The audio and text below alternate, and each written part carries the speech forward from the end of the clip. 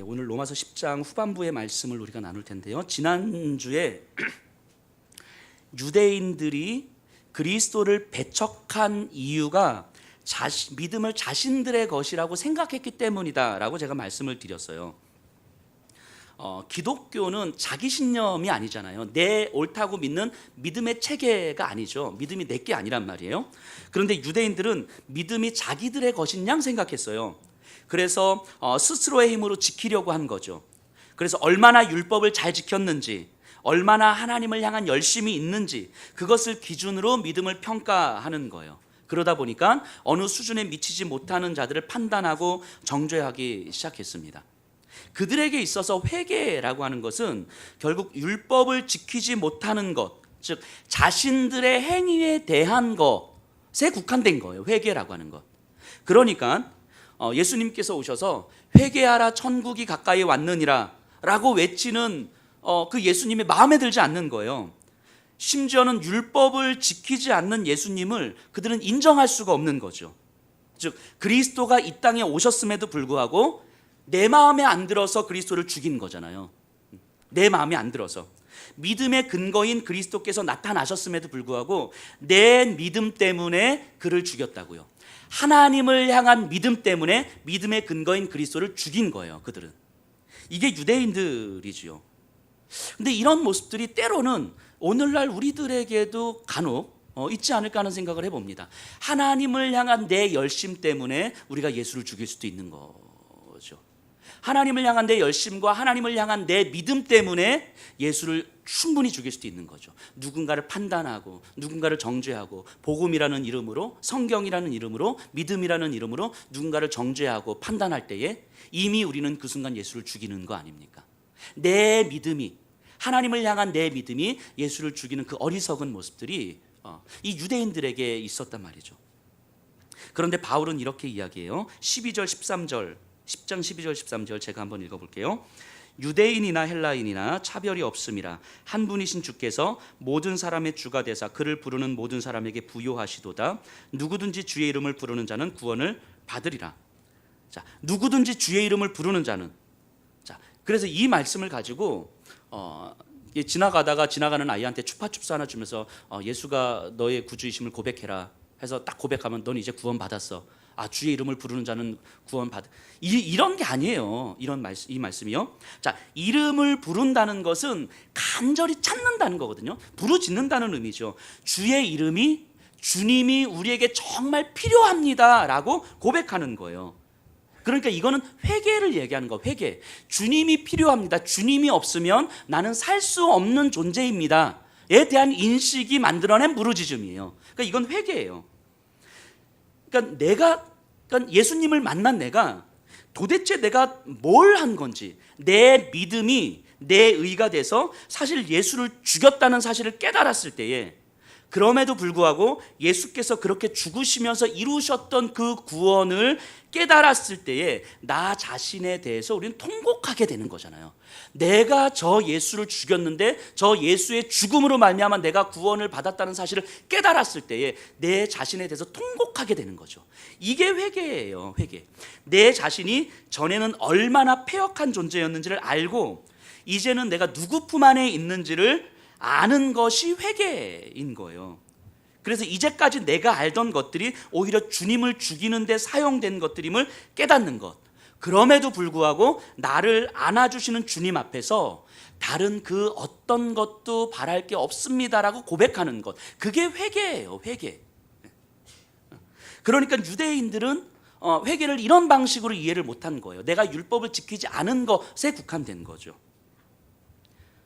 14절 15절을 볼게요. 그런즉 그들이 믿지 아니하는 일을 어찌 부르리요? 듣지도 못한 일을 어찌 믿으리요? 전파하는 자가 없이 들으리요? 보내심을 받지 아니하였으면 어찌 전파하리요? 기록된 바 아름답도다 좋은 소식을 전하는 자들의 발이요 함과 같으니라. 자, 여기서 계속 이어서 사도 바울이 이야기하는 건, 자, 부르짖어야 되는데 하나님 앞에 회개를 해야 되는데 이 회개는 믿음이 없으면 안 된다는 거예요. 그러니까 참된 회개라는 건 예수를 주로 고백하던 믿음 이후에 나오는 거죠. 그 믿음이 없으면 이런 참된 회개는 나올 수가 없는 거예요. 그러니까 믿음이 있어야 회개를 하게 되는데, 그럼 이 믿음은 어디서 오냐면 들음으로부터 오는 거예요. 이 들음은 어떻게 오냐면 전파하는 자가 있어야 되는 거고, 전파하는 자는 보내시는 자가 있어야 되는 거예요. 자, 이 보내시는 자가 누굽니까? 하나님이시잖아요. 그러니까 이 사도 바울의 논리는 보내시는 이인 하나님으로부터 회개가 시작된다고 이야기하는 거예요. 하나님으로부터 보냄을 받아서 그를 통하여서 하나님의 일하심이 이루어질 때에 회개가 이루어진다고 이야기하는 거예요. 그래서 그 후반부에 아름답도다 좋은 소식을 전하는 자들의 발이여 함과 같으니라. 이 말씀, 좋은 소식을 전하는 자들의 발이여, 아름답다. 이게 전도하라는 이야기가 아니에요. 우리 뭐 이 말씀 가지고 우리 전도합시다. 뭐 이 얘기가 아니죠. 이 말은 전도를 칭찬하는 말이 아니고 하나님의 부르심을 받은 자의 삶의 아름다움을 이야기하는 거예요. 이 맥락이 그러니까, 단순하게 복음 전하자 이게 아니란 말이에요. 하나님으로부터 부름을 받아서 그래서 이 땅을 다스리시는 하나님의 부르심을 받은 내가 하나님 외에 다른 그 어떤 것에도 굴복하지 않는 자의 삶의 아름다움을 이야기하는 거라고요. 이 말씀은 그러니까 하나님의 부르심 앞에서 내가 하나님의 부르심 앞에 이렇게 말씀 붙들고 순종하면서 살아갑니다 하는 이 모습인 거예요. 순간순간에서. 그런데 그 삶을 아름답다라고 이야기를 하는데, 근데 사실 현실적으로 우리가 생각해 보면 이 부르심을 받은 자의 삶이 그렇게 아름답지 않거든요. 사실은 뭔가 거대한 일을 할 것 같고 많은 영향력을 끼치는 것 같지만 사실 정말 아무것도 아닌 삶을 사는 거예요. 아무도 주목하지 않고 오히려 모든 것을 잃어버리는 삶을 사는 거예요. 이 부르심의 삶이라는 게 자존심을 잃어버려야 되고 물질을 잃어버리는 삶이어야 되는 거죠. 그 예수님께서 이 땅에 오셔서 사단에게 시험을 받으시잖아요. 광야에서 사단이 예수님을 성전 꼭대기 위로 데리고 갑니다. 그리고 여기서 뛰어내려라. 뛰어내리면 하나님의 사자들이 너의 발을 지켜서 땅에 닿지 않도록 할 것이다 라고 이야기해요. 자, 성전은요 그 지역에서 가장 높은 곳이에요. 그러니까 성전 꼭대기에 올라갔다는 얘기는 모든 사람들이 다 볼 수 있는 곳이에요. 그럼 생각해 보세요. 모든 사람들이 다 주목하고 볼 수 있는 그 성전 꼭대기에서 뛰어내렸는데 하나님의 사자가 그 발을 이렇게 딱 붙들고 안전하게 착지한 거예요. 그 사람들이 딱 보고 있는 거예요. 와, 이런 반응 안 나오겠어요? 오, 진짜 저가 하나님의 아들이 맞네. 저가 정말 하나님의 붙드심이 맞네. 하나님의 놀라운 일하심이 맞네. 모든 사람들이 그렇게 보지 않겠어요? 자, 예수님이 이 땅에 오신 이유가 뭐예요? 예수가 하나님의 아들이심을 드러내기 위함이잖아요. 그러니까 예수님이 하나님의 아들이심을 드러내기 위해서, 그래서 우리를 구원하기 위해서 오신 거잖아요. 그러면 사단이 예수님에게 이야기한 것이 맞잖아요. 좋은 방법이잖아요. 성전 꼭대기에서 뛰어내려서 하나님의 사자들이, 이거는 시편에 예언되어 있는 거니까 하나님의 사자들이 그 발을 지켜주면 모든 사람들이 보고 저게 하나님의 아들이 맞구나. 저 사람이 모든 사람에게, 세상 모든 사람에게 하나님의 아들임을 드러낼 수 있는 방식이잖아요. 그 굉장히 효율적이고 굉장히 적합한 방식을 사단은 예수님한테 이야기한 거죠. 사단의 시험은 하나님의 목적, 예수님이 이 땅에 오신 그 하나님의 목적을 세상이 인정할 수 있는 방식으로 드러내라고 이야기하는 거잖아요. 근데 세상이 인정하는 방식이라는 게 뭡니까? 결국 내 욕망을 채우는 거잖아요. 내 욕망을 채우는 방식, 내가 하고 싶은 것, 내가 누리고 싶은 것, 내가 받아들일 수 있는 것, 내가 이해할 수 있는 것, 내가 합리적으로 판단할 수 있는 것 등등등, 이런 게 세상이 인정하는 방식이잖아요. 이런 세상이 인정하는 방식으로 하나님의 목적을 이루라고 이야기하는 거죠. 마치 이런 거하고 똑같아요. 이 세상이 교회를 바라보고 그리스도를 바라보면서, 자, 교회가 하나님이 함께 하시는 곳이고 그리스도인들 너희들이 하나님 진짜 함께 하심을 드러낼 수 있는 건, 그래 교회가 사람들이 많아지고 큰 건물 짓고 많은 재정 가지고 많은 일들을 하면 세상이 교회를 보면서 와, 진짜 하나님이 함께 하니까 교회가 저렇게 커지는구나. 자, 이렇게 이야기할 수 있는 거죠. 자, 하나님이 함께 하니까 야, 저 집의 자녀들은, 저 교회 다니는 자녀들은 다 서울대학교 붙네. 저 교회 다니는 사람들은 사업이 다 잘 되는구나. 저기 있는 사람들은 뭐 다 전교 10등 안에 들어. 쟤네들은 전교 꼴찌하는 애들은 다른 교회 다녀. 뭐 이런 뭐 예를 들면 뭔가 이렇게 하나님이 함께 하시는데 이것이 세상이 인정하는 방식으로 드러내라고 하는 거예요. 사단이 예수님한테 시험하는 게 이런 거죠. 오늘날 그리스도인들에게도 이런 방식의 유혹이 들어오는 거예요. 하나님의 목적을 이루기 위해서, 네가 복음을 잘 전하기 위해서, 저 영혼을 구원하기 위해서 네가 잘 돼야지. 네 자녀들이 잘 돼야지. 너 승진도 좀 해야지. 취업도 좀 해야지. 얼굴도 이뻐되니까 뭐 이렇게 좀 얼굴도 좀 이렇게 하고 뭔가 일단 세상이 받아들일 수 있는 방식으로 하나님의 목적을 이루라고 이야기하는 거죠. 이게 사단이 예수님에게 하는 시험이에요. 시험. 하지만 예수님은 이렇게 말씀하시죠. 주 너의 하나님을 시험하지 말라. 하나님의 목적은 하나님의 방식대로 이루는 것이지 하나님의 목적을 세상의 방식으로 이루는 것이 아니다라고 이야기해요. 그래서 예수님은 성전 꼭대기에 올라가시는 대신에 어디에 올라가십니까? 십자가에 올라가시죠. 십자가에. 세상이 인정하지 않는 방식으로, 세상이 조롱하고 수치를 주는 방식으로. 그래서 세상은 아무도 주목하지 않고 세상은 저주받았다고 이야기하지만 하나님만이 이루시는 방식으로 예수님은 하나님의 목적을 이루시는 거예요. 근데 이 삶이 아름답습니까? 전혀 아름답지 않잖아요. 전혀 아름답지 않잖아요. 사실 우리는 이렇게 아무것도 아닌 존재가 되는 것, 무기력한 존재가 되는 것, 이런 게 싫어요. 우리는 태생적으로, 본성적으로 이런 걸 싫어해요. 세상에 큰 인정을 받지 않더라도 적어도 조롱은 받지 않은 삶을 살고 싶은 거죠. 고난은 없었으면 좋겠는 거죠. 그러니까 우리가 예수 믿기에 건강 좀 달라고, 돈을 좀 달라고, 자녀들의 성공을 달라고 기도하고 있는 거잖아요. 그리고 이제 단서를 달죠. 이런 거 주시면 나를 위해서만 사용하지 않겠습니다. 이런 단서를 걸고 하나님, 예수 믿는 내가 돈도 좀, 자녀들의 성공도 좀, 건강도 좀, 그래서 내 친척들이, 주변의 사람들이 나를 보면서 야, 예수 믿으니까 저렇게 되는구나, 그리고 저렇게 돈이 있으니까 나누면서 사는구나, 이런 말을 좀 들을 수 있게 해주세요. 예수 믿는 내가 성공도 하고 싶은 거죠. 예수 믿는 것을 조금 더 잘 사는 방식으로 드러내고 싶은 거예요. 그렇게 세상이 볼 때 조금은 아름다운 방식으로 살고 싶은 거죠. 마치 이런 거예요. 사단이 성전 꼭대기에 올라서 뛰어내리라라고 했을 때 하나님의 목적을 위한 적합한 방식이니까 성전 꼭대기에 올라가서 간절하게 기도하는 거예요. 하나님, 내 발을 붙들어 주십시오. 내 발을 붙들어 주셔서 하나님의 나와 함께 하심을 보여주십시오. 성전 꼭대기에 올라가서 하는 이 기도는 죽었다 깨어나도 응답 못 받죠. 왜냐하면 하나님의 방식이 아니기 때문이죠. 근데 우리의 믿음이 그렇게 살아갈 수 있다고요. 하나님의 목적을 이룬다는 미명하에 성전 꼭대기에 올라가서 하나님, 내 발을 지켜주십시오, 간절하게 기도하면서 우리의 믿음 생활을 하는 것일 수도 있다고요. 하나님은 성전 꼭대기에 올라가라고 말씀하신 것이 아니고 십자가에 올라가라고 하신 거예요. 십자가의 길을 걸어가면서 하나님께서 나와 함께 하심을 보여주시옵소서, 이 기도에는 응답받는 거죠. 바울이요, 이렇게 이야기합니다. 성전 꼭대기에 올라가는 삶, 세상이 인정하는 방식으로 나를 드러내는 삶은 결코 아름다운 삶이 아니라고 이야기하는 거예요. 십자가에 올라가는 삶, 세상의 인정과 상관없이 살아가는 삶을 보고 아름답도다, 좋은 소식을 전하는 자들의 발이여라고 선언하는 거예요. 내 삶에서 하나님이 어떤 분이신지를 충분히 알고 하나님께서 나를 이 땅에 보내신 이유를 깊이 깨달아 그 걸음걸음을 걷는 삶이 참된 아름다움이라고 이야기하는 거예요.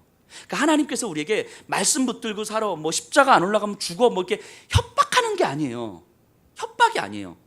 자, 산속에서 어떤 소녀가, 아름다운 소녀가 이렇게 길을 잃었어요. 아무리 찾아도 길을 못 찾는 거예요. 근데 어느 순간 갑자기 사람 소리가 나더니 그 옆집 아저씨가 딱 나타난 거예요. 이 옆집 아저씨가 나타나니까 이제 집에 갈 수 있잖아요. 옆집 아저씨 손 붙들고 가면 되잖아요. 물론 요즘엔 옆집 아저씨 조심해야 됩니다. 자, 근데 어쨌든 옆집 아저씨 손 붙들고 이렇게 가면 되잖아요. 자, 근데 옆집 아저씨 내 손 붙들고 꼭 와라. 너 내 손 놓으면 안 돼. 너 내 손 놓으면 너 집에 못 가. 자, 이게 협박하는 게 아니잖아요. 너 내 손 놓으면 죽어, 너. 이게 협박하는 게 아니잖아요. 협박이 아니라 생명의 길로 인도하는 거잖아요.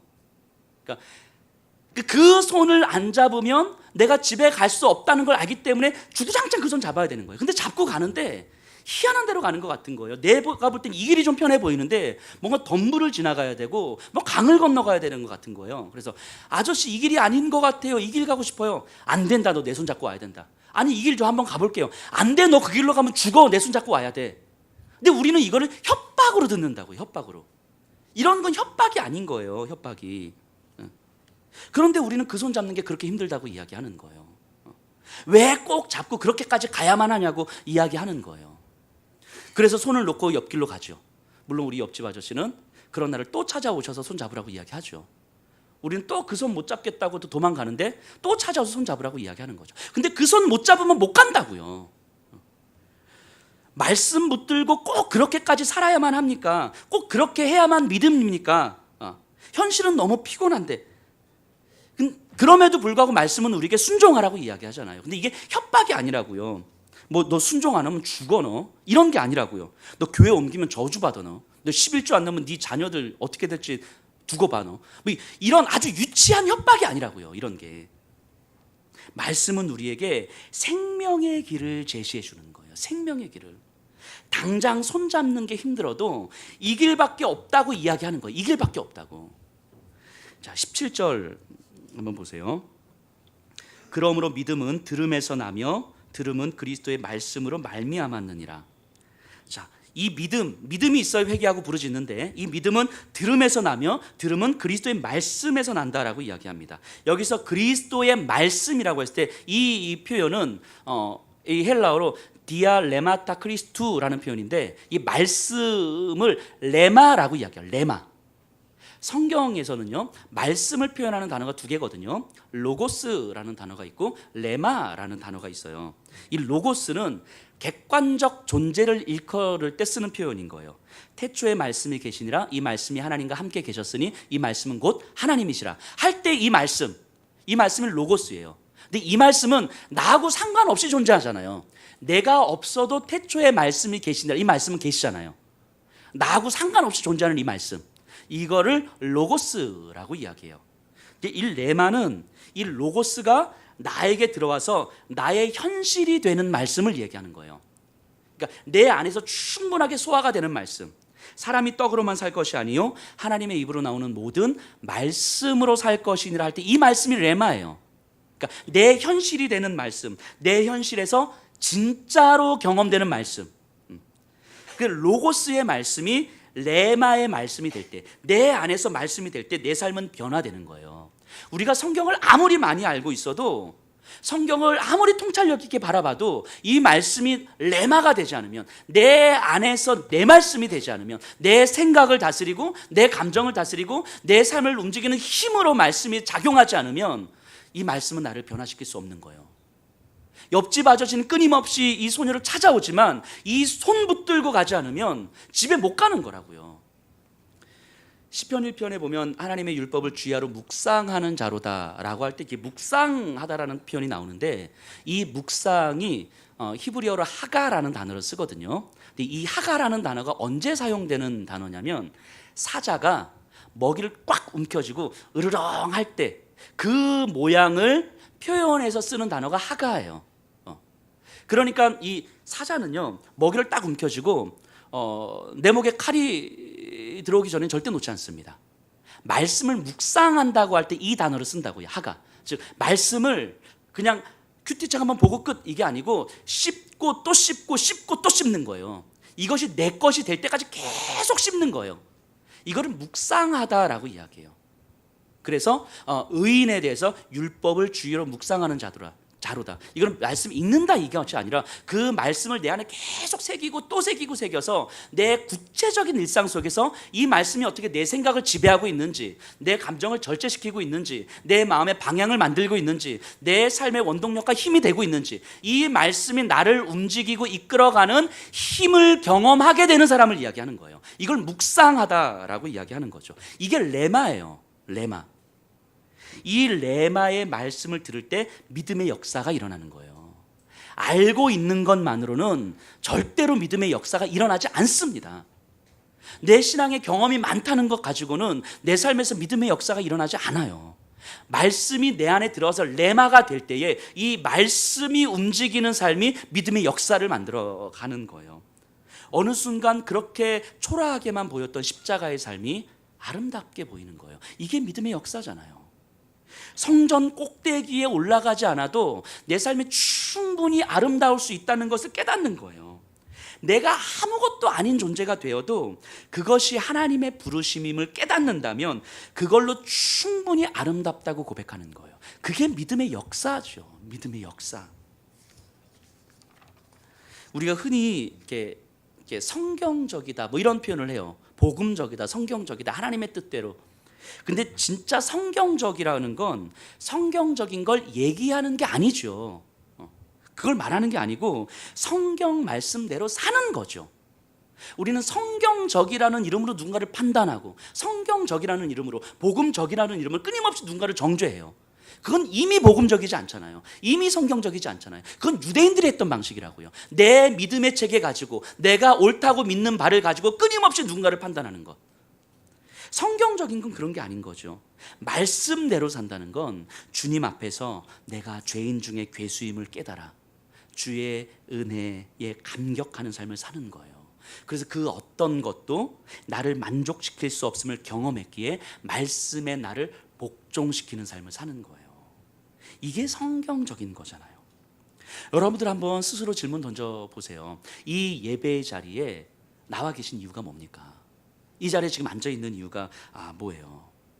하나님을 조금 더 알아가기 위해서잖아요. 나를 구원해 주신 그 하나님의 은혜에 감격해서 그 하나님을 조금 더 알고 싶어서 그 하나님을 조금 더 알아감으로 그 하나님의 말씀 앞에 내가 조금 더 굴복하고 싶어서 나를 부르신 그 하나님 앞에서 내가 충분히 사용되고 싶어서 이 자리에 나와 계시는 거잖아요. 내가 이 말씀, 들은 이 말씀으로 한 주간 내 삶에서 이 말씀이 진짜라는 것을 경험하고 싶어서 말씀이 진짜로 경험이 될 때에 내 삶에서 어떻게 믿음의 역사가 이루어지는지 하나님의 놀라운 기적의 역사가 내 삶 속에서 어떻게 나타나는지 그거 경험하고 그로 인해서 하나님 더 사랑하고 싶어서 이 자리에 있는 거잖아요. 그래서 말씀이 진짜가 되면 주일날 들은 이 말씀이 내 삶 속에서 현실로 경험이 되면 이 현실 속에서 세상의 아름다움은 없지만 내 삶이 충분히 아름다울 수 있다는 것을 경험할 것을 소망하게 되는 거잖아요. 그래서 지금 이 자리에 나와 계시는 거잖아요. 그 이유가 아니고서는 이 자리에 앉아 있을 이유가 없잖아요, 우리가. 그런데 주일 말씀을 듣고 저녁이 되면 잊어버리면 그거 어떻게 해요? 어떻게? 한 주간을 살면서 주일 말씀을 한 번도 기억하지 못하면 어떻게 말씀 붙들고 사냐고요. 어떻게 말씀이 내 삶에서 진짜가 되는 삶을 어떻게 사냐고요. 예배당 나서는 순간 말씀이 싹 사라져버리면 집에 가면서 옆차가 끼어들어가지고 욱 한 번 하면 말씀이 다 사라지고 집에서 저녁에 부부 사이에서 살짝 감정 싸움만 해도 말씀이 다 사라져버리고 말씀 듣고 은혜 받아서 네가 어떻게 그럴 수 있어. 그러지 마세요. 그러지 마세요. 정말 진지한 거예요. 주일 말씀을 듣고 이 말씀을 기억하지 못하면 어떻게 한 주간을 사냐고요. 도대체 어떤 정신으로 한 주간을 사시는 거냐고요. 한 주간을 무슨 힘으로 사시냐고요. 혹시 한 주간이 말씀을 기억하지 못하고 살아가는 이 한 주간이 성전 꼭대기에 올라가서 하나님 내 발을 땅에 부딪히지 않게 해주십시오 하는 그런 기도하는 삶은 아니겠냐고요. 우리가 말씀을 기억하지 못하고 말씀이 내 안에서 현실로 되는 것을 경험하지 못하고 그것에 대한 소망도 없고 그래서 말씀이 진짜가 될 때에 내 삶 속에서 믿음의 역사가 어떻게 이루어지는지 전혀 기대감이 없는 그 삶은 성전 꼭대기에 올라가는 삶일 수밖에 없잖아요. 말씀이 없는데 어떻게 십자가를 가냐고요. 말씀이 없이 가는 십자가는 성전이지 십자가가 아니잖아요. 말씀 없이 가는 십자가는 내가 만든 십자가지 주님이 주시는 십자가가 아니잖아요. 그러니까 결국은 성경은 알지만 말씀은 아는 것 같지만 신앙생활 오래 해가지고 뭔가 많이 아는 것 같지만 삶이 변화되지 않는 거잖아요. 삶이 변화되지 않아요. 그러니까 여전히 세상이 인정하는 방식을 쫓으며 그것이 없으면 안 될 것 같은 삶을 사는 거죠. 거짓 평안함을 위로 삼아서 사는 거죠. 근데 그게 예수 믿는 자의 삶은 아니잖아요. 예수 믿는 자의 삶은 아니잖아요. 물론 여러분들이 그렇다는 거 말씀드리는 건 아니에요. 혹시 오해하셔서 지금 나를 지금 혼내고 있는 거야. 절대 그렇게 생각하지 마세요. 그러니까 우리가요 정말 구체적으로 고민하셔야 돼요. 말씀을 듣고 이걸 잘 기억할 수 있는 방식을 찾아야 돼요. 정말로 그냥 듣고 잊어버리시면 안 된다고요. 나에게 레마의 말씀이 될 수 있는 방식을 찾아야 된다고요. 알고 있는 것과 내 안에 소화되는 건 정말 천지 차이예요. 우리 청년들이 2시에 모임을 하는데 어떤 청년이 이런 얘기를 하더라고요. 제가 이렇게 주장창 물어보잖아요. 그죠? 오늘 말씀 어떻게 들었어? 근데 이 질문 때문에 너무 부담스러워서 말씀에 더 집중하게 된대요. 그리고 이 질문 때문에 이게 대답 못할까 봐. 그리고 한 수요일 목요일쯤 되면 이렇게 고민을 하는 거죠. 왜냐면 한 주 지나고 오면 한 주간 말씀을 어떻게 살았어? 뭔가 할 말이 없으면 되게 창피할 것 같으니까 더 집중하는 거예요. 애를 쓴대요. 그래야 모임 때 질문에 대답할 수 있으니까. 그지 하영아? 근데요 사실은 이 질문을 받으셔야 돼요. 서로 이 질문을 받으셔야 된다고요. 그리고 이 질문에 대답하실 수 있으셔야 돼요. 주일 저녁쯤 돼서 제가 갑자기 전화해가지고 집사님 오늘 말씀 어떻게 들으셨어요? 그러면 대답하실 수 있어야 돼. 잠깐만요 하면서 옆에서 막 대화하는 소리 들려. 막 오늘 말씀 뭐였어? 뭐 이런. 주중에 한 수요일이나 목요일쯤 돼서 한 주간 말씀 붙들고 어떻게 사셨어요? 말씀이 진짜가 되는 삶으로 어떻게 몸부림치셨어요? 라고 하면 거기 대답할 수 있는 말씀이 있으셔야 되잖아요. 근데 물론 많이는 없으셔요. 근데 대답은 해야 되겠고 그래도 할 말은 없고 그래서 오늘 제가 큐티를 했는데요. 근데 제가 물어본 건 큐티가 아니라 주일 말씀을 물어본 건데 자, 말씀을 기억할 수 있는 방법을 찾으셔야 돼요. 그래서 이 질문에 말씀 어떻게 들으셨는지 그 말씀을 가지고 한 주간 어떻게 몸부림치면서 살았는지에 대답할 수 있으셔야 된다고요. 그러지 않으면 결국 그냥 혼자서 큐티하고 혼자서 기도하고 딱딱 그 수준에서 그냥 가는 거잖아요. 그래서 나눔을 하는 거예요. 나눔을 하는 건요 들은 말씀을 다시 한번 되새기는 것과 내 안에서 어느 정도 소화가 되고 있는지를 그리고 이 말씀으로 한 주간을 어떻게 살고 적용할 것인지를 점검하는 거예요. 나눔을 하는 건. 나눔을 하는 것과 하지 않는 것은 매우 큰 차이가 있어요. 우리는 일반적으로 나눔을 하는 거에 굉장히 어색해해요. 말씀으로 자신을 들여다보는 것을 굉장히 어색해합니다. 신앙적인 이야기를 나누다 보면 한국 교회에 대한 이야기는 얼마든지 침튀기면서 하는데 그 말씀으로 내 안을 들여다보는 건 못해요. 내 신앙이 어떤지, 내 믿음이 어떤지, 그래도 말씀 앞에서 내가 어떤 상태인지를 들여다보는 건 못한다고요. 한국 교회에 대한 이야기는 막 할 수 있지만 그만큼 말씀으로 나를 들여다보는 삶이 우리에게는 너무 익숙하지 않아요. 설교 이해했으니까 다 아는 이야기인데 이런 생각들이 사실은 내 믿음을 더 깊이 있게 못 만들어가는 거죠. 부부 사이에서 제가 계속 강조드리지만 남편과 아내 사이에서 주일 저녁이 되면 꼭 말씀 나눔 하세요. 그냥 넘어가지 마세요. 그냥 잘 들었겠지. 그리고 말씀 들었으니까 네가 잘해. 뭐 이러지 마시고 꼭 나누세요. 제가 이렇게 강조하는 이유가 있어요. 정말 해보세요. 1년만 꾸준히 한번 해보세요. 주일날 저녁에 부부 사이에서 말씀을 가지고 충분하게 나눠보세요. 말씀이 내게 어떻게 들어왔는지, 내 신앙을 어떻게 찔렀는지, 내 삶을 어떻게 만들어가는지, 뒤흔들고 있는지 한번 나눠보세요. 1년만 충분하게 한번 나눠보세요. 변합니다. 우리의 삶이 변해요. 말씀이 나에게 레마가 돼야 돼요. 레마가 내 삶에서 구체적인 기준이 돼야 돼요. 그 삶이 충분히 아름답다고 고백할 수 있어야 된다고요. 말씀이 이끌어가는 삶이. 제가 내일부터 중국에 가잖아요. 말씀드렸던 것처럼 이제 훈련을 받고 있는데 북한 지체들이 이분들이 이제 북한으로 들어가면 말씀이 없어요. 이걸 가지고 들어가지 못하니까. 그러니까 정말 눈에 불을 켜고 성경을 막 외우려고 하는 거죠. 근데 들어가서 6개월이 지나고 1년이 지나면 이게 없기 때문에 사실은 다 이렇게 점점 사라지죠. 그러니까 정말 어떻게든 말씀을 기억하려고 애를 쓰는 거예요. 어떻게든. 그리고 이분들의 가장 큰 소원 중에 하나가 뭐냐면 누군가하고 예수님을 나누는 거예요. 나눌 사람이 없어요. 나눌 사람이. 괜히 말 한마디 잘못했다가 어떻게 될지 모르니까. 그러니까 혼자서 하나님 앞에서 기도하면서 혼자서 머릿속에 있는 말씀들을 계속 되뇌이는 거예요. 이것밖에 없어요. 우리에게는 이렇게 많은 동역자들이 있는데 점점 갈수록 필요로 하지 않는 것 같아요. 이제 나하고 맞는 사람, 나하고 코드가 맞는 사람, 이런 건 아니잖아요. 근데 거기 이제 계시는 이제 선교사님이 계세요. 저희가 가면 정말 말씀을 되게 많이 하시거든요. 제 기억에 지난번에 갔을 때 저희가 버스를 한 뭐 20시간 정도 이렇게 타고 갔는데 정확하게 계산해 보진 않았지만 한 17시간은 말씀하시는 것 같아요. 선교사님이 정말 한 3시간 정도 쉬시고 17시간 정도를, 그러니까 처음에는 선교사님 말씀하시는 막 듣고 막 아멘 뭐 근데 뭐 이 얘기 저 얘기를 다 해요. 이게 처음엔 선교 얘기 하셨다가 이제 뭐 모든 얘기를 뭐 자녀 얘기부터 시작해서 어쨌든 할 수 있는 모든 얘기들을 다 하세요. 근데 진짜 한 10시간 정도만 지나가면 막 좀 힘이 들어요.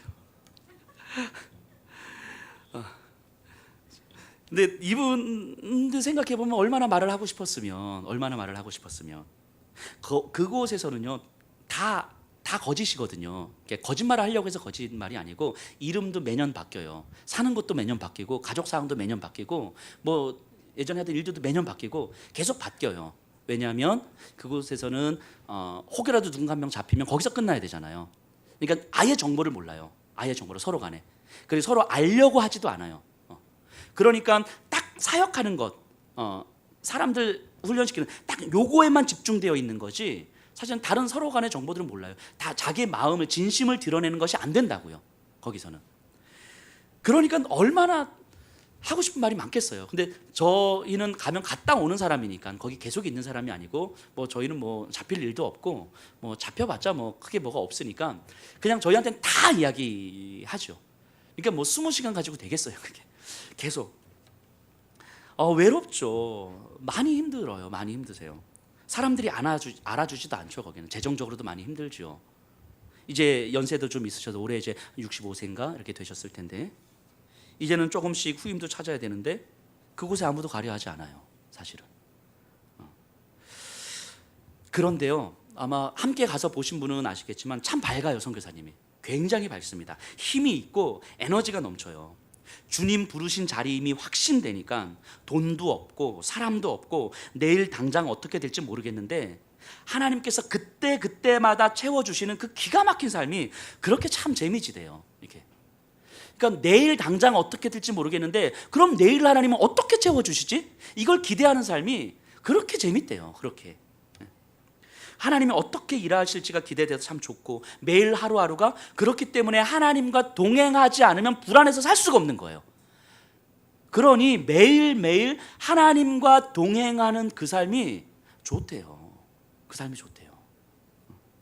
다른 게 바라는 게 없대요. 그냥 북한 지체들 만나서 그렇게 사역하는 것이 그렇게 행복하대요. 그분들을 만나는 게 그렇게 위험하지만 그렇게 행복해요. 그게 내 할 일이니까 그거 하라고 내가 부름을 받은 거니까 그게 아니면 뭘 하더라도 내 삶에서 하나님의 의지를 찾을 수가 없을 테니까 그러니까 오늘 하나님과 동행하면서 북한 지체들을 만나는 거예요. 그렇게 재미지대요. 그러니까 정말 마른 뼈와 같았던 그 북한 지체들이 중국으로 넘어와서 예수 이름 한 번도 들어보지 못한 채 넘어와서 돈 벌러 넘어왔다가 어찌해서 이곳까지 오게 됐는데 처음엔 정말 마른 뼈와 같았던 그 북한 지체들에게 생기가 들어가는 거예요. 힘줄이 들어가고 살이 붙고 하나님의 군대가 되는 거예요. 그리고 그 복음을 붙들고 다시 자기들의 고향으로 돌아가겠다고 이야기를 하잖아요. 목숨을 걸고 들어가겠다고 이야기하는 거죠.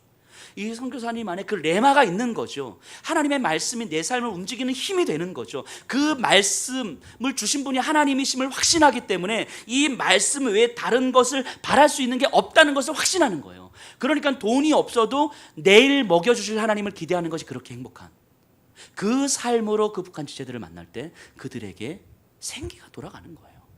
오늘 우리 예배 드리는 것도 똑같지 않습니까? 설교자가 이 말씀이 내 안에 레마가 되지 않으면 사실은 들으시는 분들에게 로마서의 말씀, 이 말씀 이런 말씀이었네 라고 어떤 지성적 만족은 줄 수 있지만 이 말씀이 여러분들의 심령에 파고들어서 그 심령을 흔들고 영혼을 흔들어서 여러분들의 삶을 바꾸는 능력으로 이어지는 건 쉽지 않은 거죠.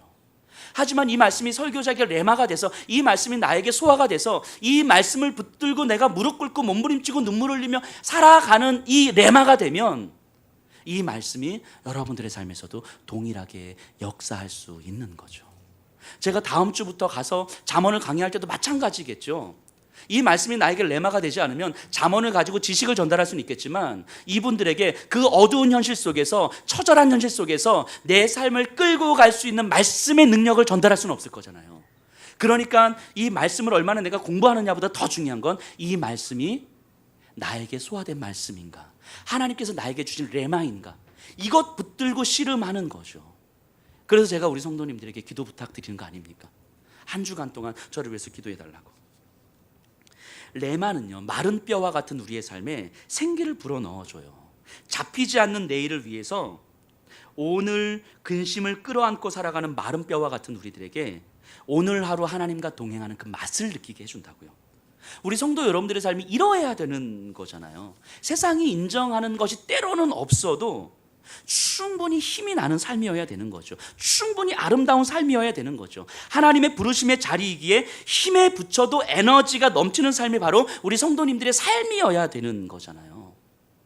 이게 이 자리에 앉아 계신 예수평학교의 성도님들의 삶이어야 된다고요. 그냥 얘기 들으면 그래, 그 말이 맞지, 이러시면 안 되고, 이 말씀이 진짜 내 안에 들어오지 않는 것에 대해서 가슴을 찢으셔야 되고, 이 말씀이 내 안에 들어오도록 하기 위해서 하나님 앞에 부르짖으셔야 되고, 무릎 꿇으셔야 되고, 눈물을 흘리셔야 된다고요. 여목사가 이렇게 간절하게 외쳐서 끝나는 것이 아니고 여러분들 스스로가 하나님 앞에 그렇게 무릎을 꿇으셔야 된다고요. 하나님, 이 말씀을 내가 씹고 또 씹고 씹고 또 씹어서 내 삶에서 이 말씀이 내 생각을 지배하게 되고, 이 말씀이 내 감정을 지배하게 되고, 이 말씀이 내 마음을 지배하게 하는 말씀이 되게 해주십시오. 내가 지금 무기력해져 있고, 내가 지금 절망 가운데 빠져 있고, 내가 지금 불안과 두려움 가운데 빠져 있지만, 하나님, 내가 하나님 앞에 집중하고 하나님의 말씀 앞에 집중하고 이 말씀을 내 안에서 끌어당겨서 이 말씀을 묵상하고 또 묵상할 때에 이 말씀의 힘이 내 마음을 일으킬 줄로 믿습니다.